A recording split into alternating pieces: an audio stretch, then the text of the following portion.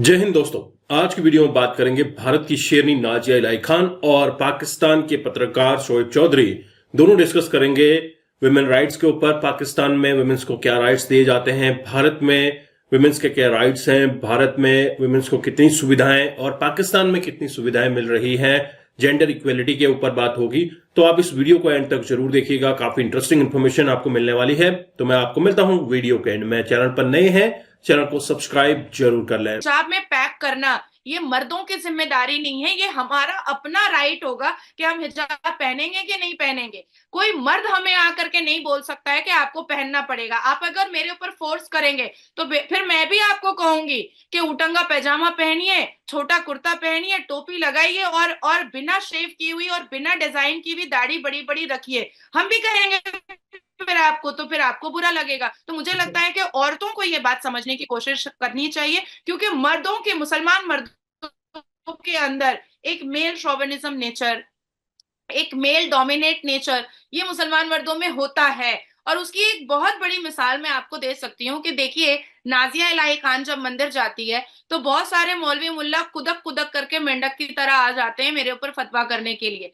लेकिन आप सनातन धर्म में देखिए कि स्मृति ईरानी जी जब मक्का मुअज्जमा और मदीना मुनव्वरा गई तो उनके उनके सनातन धर्म के लोग बहुत खुश हुए, बहुत खुश हुए, उनको बहुत प्राउड फील हुआ। तो ये जो हमें जो पीछे खींचने की, मुसलमान लड़कियों को जो पीछे खींचने का जो रिवाज चल रहा है उसको खत्म किसी ना किसी को करना पड़ेगा। तो भारत से नाजिया इलाही खान मुसलमान वो खत्म कर रही है। आज देखिए, भारत में शोएब मैं बोलना भी चाहूंगी आपको, भारत में महाराष्ट्र में जोगेश्वरी में 21 साल की एक बच्ची फाइटर जेट की पायलट हुई है, शिया मुस्लिम है, 21 साल की है। ये एक मिसाल है। मैं जब उससे मिली, पता है तुमको, मैं 5 मिनट सिर्फ उसकी शक्ल ही देख रही थी, मुझे इतना प्राउड फील हो रहा था उसको देख करके और उसको अपने बगल में बिठा करके। इतना प्राउड फील हो रहा था जब मैंने उसके बारे में सुना था ना। आई वॉज सो इंक्विजिटिव कि मुझे तो उससे मिलना है, मुझे उससे मिलना ही है। तो हमारे देश में एक तरफ जहां पर हल जोत रही हैं महिलाएं, जहां पर खेती और किसानी कर रही हैं, वहां पर दूसरी तरफ बड़े बड़े AK-47 बॉर्डर पर बंदूक भी चला रही हैं, पूरा पूरा मिलिट्री कैंप भी चला रही हैं, फाइटर जेट भी चला रही हैं, और बड़े और इसरो जैसे जगह पर एज ए साइंटिस्ट काम भी कर रही हैं। तो हर एक स्ट्रीम में, हर एक डिपार्टमेंट पे, हर एक जगह पर, हर एक मुकाम पे आप देखो महिलाएं जो हैं वो रोशन हो रही हैं। यहां तक के भारत के प्रधानमंत्री जी ने जो सबसे महत्वपूर्ण और इंपॉर्टेंट कैबिनेट है वो भी महिलाओं को देकर के रखा हुआ है। Finance ministry Nirmala Sitharaman ji, women and child welfare ministry और माइनॉरिटी मिनिस्ट्री स्मृति ईरानी जी। तो अब आप सोचो को जो सबसे इंपॉर्टेंट और वैल्यूबल मिनिस्ट्री है वो भी महिलाओं के हाथ में है कैबिनेट में। तो ये भारत जी ने हमेशा महिलाओं को बहुत उजागर किया है, बहुत उनको प्रोवोकेशन दिया है, उनको बहुत आगे बढ़ाने की कोशिश की। और आप देखो आज कि खेल जगत में महिलाएं आगे हैं, शिक्षा जगत में महिलाएं आगे हैं विदाउट एनी डिस्क्रिमिनेशन। उसके बाद फिर आप स्पोर्ट्स में जिस तरह से महिलाएं अब आगे आ रही हैं वो अपने आप में भारत में एक मिसाल बन चुका है, अपने आप में भारत में मिसाल बन चुका है। ये बहुत बड़ी बात है। साथ साथ मैं दो इंफॉर्मेशन और देना चाहूंगी शोएब आपको, कि जब 22 जनवरी जिस दिन भव्य राम मंदिर का उद्घाटन हुआ था, उस दिन भारत के प्रधानमंत्री ने महिलाओं को और बेटियों को एक तोहफा दिया था। 1 करोड़ सोलर सिस्टम उनके घरों में मुफ्त लगाने का तोहफा दिया गया था ताकि बेटियों को पढ़ाई में कोई दिक्कत ना हो। नाजिया जी, जिस तरीके से आपने बात की, अक्सर ऐसा होता है कि जी जब दोनों साइड से पूछा जाता है, पाकिस्तान से भी अगर बात की जाती है तो यहाँ पे कहा जाता है जी हमने किस चीज में नहीं राइट दिया, किस चीज में वुमेन एम्पावरमेंट की बात नहीं की जाती। लेकिन जब एग्जाम्पल के साथ, लॉजिक के साथ पूछा जाता है तो फिर हमारे पास शायद 2 3 4 एग्जाम्पल्स रहती हैं। हम आ जाके बेनजीर भुट्टो साहिबा का नाम ले लेते हैं, या 1947 से फातिमा जिन्ना का नाम ले लेते हैं, या फिर आरफा करीम का नाम लेते हैं। एक हमारे यहाँ पे भी वुमेन फाइटर मतलब ये है कि वो पायलट थी। तो लेकिन बहुत कम एग्जांपल्स हमें ऐसी देखने को मिलती हैं। जबकि अगर दूसरी साइड पे देखें, इंडिया में देखें, तो मैं ये समझता हूँ कि चाहे आईटी की फील्ड हो, चाहे मेडिकल की फील्ड हो, चाहे फिर आप किसी भी फील्ड की बात कर लें, इवन पॉलिटिक्स में आप देख लें, तो बहुत सी हमें ऐसी एग्जांपल्स देखने को मिलती हैं जिनका आपने भी जिक्र भी किया। क्या समझती हैं, जब तक खवातीन या जब तक वुमेन को एम्पावर नहीं किया जाएगा, क्या कोई भी सोसाइटी, मैं इंडिया की बात नहीं कर रहा, पाकिस्तान की बात नहीं कर रहा, कोई भी सोसाइटी, मैं कहता हूँ कोई भी घर आगे बेहतरी की तरफ जा सकता है, वहां पे बेहतर तरीके से मैनेजमेंट हो सकती है? नहीं, देखिए, सबसे पहले तो जेंडर में डिस्क्रिमिनेशन करना ही नहीं चाहिए।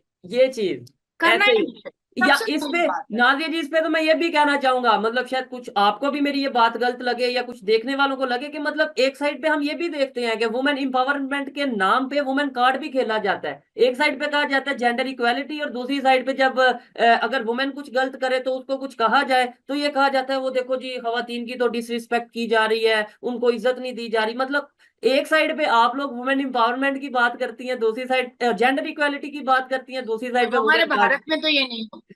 नहीं नहीं नहीं शोएब, हमारे भारत में ये नहीं होता है। हम अपने भारत में वुमेन्स कार्ड बिल्कुल नहीं खेलते हैं। तुम देखो मेरे साथ क्या नहीं होता है, कितने इंसिडेंट और एक्सीडेंट्स नहीं होते हैं, कि मेरे ऊपर कितनी टिप्पणियां नहीं होती है, मेरे पर कितनी गाली गलौज नहीं होती है, लेकिन मैं कभी वुमेन्स कार्ड नहीं फेंकती हूँ। मैं कभी ये बात नहीं बोलती हूँ कि देखो औरत को ऐसा बोल दिया। मैं यही कहती हूँ कि देखो जब मुझे कह रहा है तो अपनी बहन को भी बोलता ही होगा, ऐसे ही है। है ना। तो मैं वो, और एक्चुअली में मैं एक मैसेज देना चाहूंगी। मैं एक मैसेज, बहुत ही महत्वपूर्ण और इम्पोर्टेंट मैसेज देना चाहूंगी कि दो पैर, दो हाथ, दो आंख, दो कान हमारे पास भी है और मर्दों के पास भी है। ठीक है। इट्स नॉट मीन कि हमें वुमेन कार्ड फेंकने की जरूरत है या वुमेन कार्ड खेलने की जरूरत है। हम अपने एडुकेशन से, अगर कोई हमें पॉइंट आउट कर रहा है या डिफेम कर रहा है, हम अपने एडुकेशन से उसको उसको ईंट का जवाब पत्थर से दे सकते हैं। हमारे डेफिनेटली। अंदर ये क्रेडिबिलिटी है, हमारे अंदर ये कैपेसिटी है।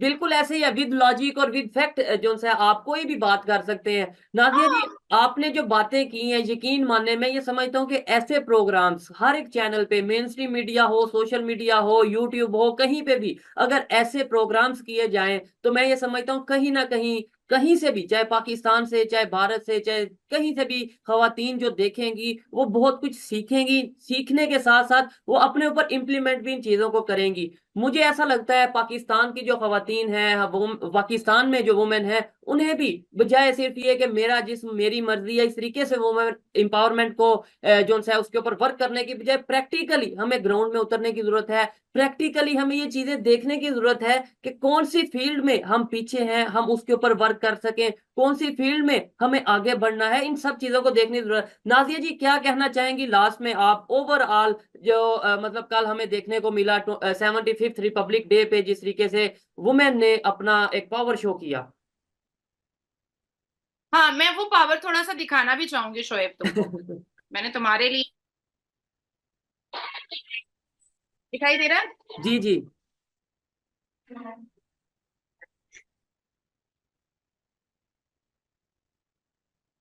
हाँ बिल्कुल, इस तरीके से बहुत सी वीडियोस ऐसी हैं जो हम सोशल मीडिया पे देख रहे हैं, मतलब मैं हाँ, खुद बहुत हैरान हुआ हूँ।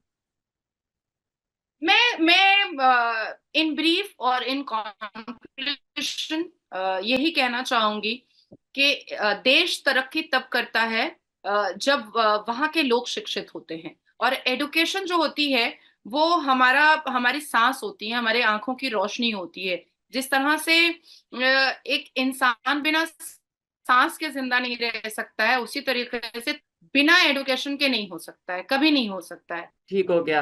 नाजिया जी, एक मिनट में आप कोई मैसेज देना चाहें तमाम लड़कियों को, तमाम लड़कों को, यूथ को, मैं अगर कहूं कि मतलब वुमेन एम्पावरमेंट के हवाले से या फिर जेंडर इक्वालिटी के हवाले से एक मैसेज कोई देना चाहें, क्योंकि हमें 1 2 3 4 लाख लोग तो देखते हैं और मोस्टली उनमें से यूथ होती है। भारत और पाकिस्तान के सभी यूथ को, मैं कोई कास्ट के बारे में अभी नहीं बोलना चाहूंगी क्योंकि मैं ये मानती ही नहीं हूँ, धर्म ये मजहब वगैरह।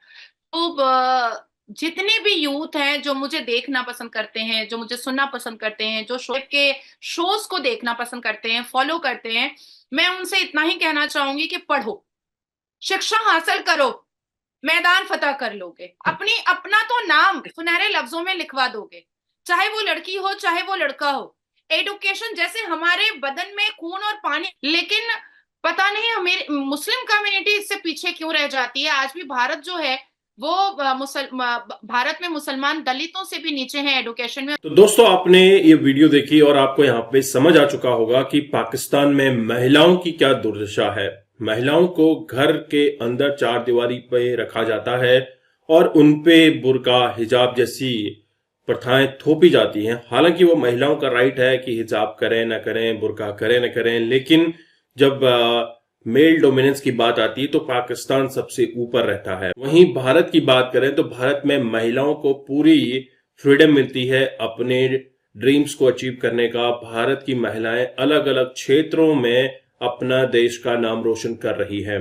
वहीं भारत की अगर मिनिस्ट्री की बात करें, स्मृति ईरानी और पूर्व विदेश मंत्री सुषमा स्वराज हो गया, इसके अलावा हमारी फाइनेंस मिनिस्टर निर्मला सीतारमन है, तो हर क्षेत्र में विमेंस ने झंडे गाड़े हैं। वहीं अगर हम बात करें सोलर मिशन की, तो इसको जिसने लीड किया था वो एक मुस्लिम महिला थी। भारत में रहने वाली इस मुस्लिम महिला ने सोलर मिशन को लीड किया था। तो यहाँ पे जो सबसे बड़ी बात आती है कि अल्पसंख्यकों पे अत्याचार किया जाता है, हमेशा पाकिस्तान यही राग अलापता है, लेकिन पाकिस्तान के खुद अल्पसंख्यकों पे कितना अत्याचार हो रहा है पाकिस्तान ये नहीं कभी बताता। और वहीं बलूचिस्तान की हालत आप देखिए, उनके घरों में न बिजली है, न गैस है, न ही उनको किसी भी तरह की सुविधाएं दी जा रही है, और अगर प्रोटेस्ट करते हैं तो उनको पकड़ के जेलों में रखा जा रहा है।